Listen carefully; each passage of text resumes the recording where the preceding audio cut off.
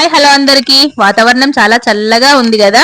ఈ చల్లచల్లని వాతావరణంలో బెండకాయ పెరుగు పచ్చడి చేసుకుందాం రండి. పిల్లల్ని బెండకాయ కర్రీ తినమంటే చాలా ఇబ్బందిగా ఫీల్ అవుతారు కదా. బెండకాయ తినడం వల్ల జ్ఞాపక శక్తి పెరుగుతుంది. ఇలా ఒకసారి ట్రై చేయండి, పిల్లలు చాలా బాగా ఇష్టంగా తింటారు.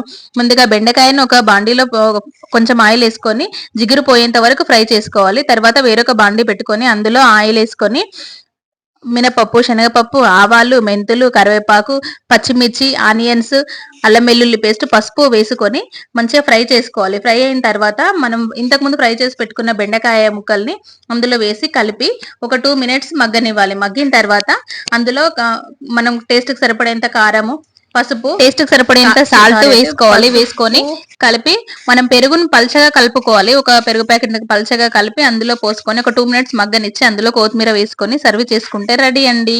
మా ఆయనకైతే డ్యూటీ టైం అవుతుందని చెప్పేసి వేడి రైస్ లో బెండకాయ పెరుగు పచ్చడి వేసి పెట్టాను. బాగుంది టేస్ట్ అని చెప్పారు.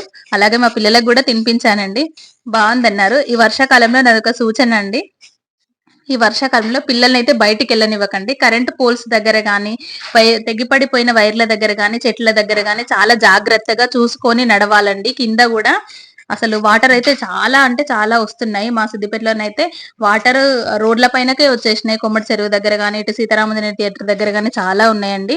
ప్లీజ్ ఈ వీడియో కనుక నచ్చితే like and share and subscribe please.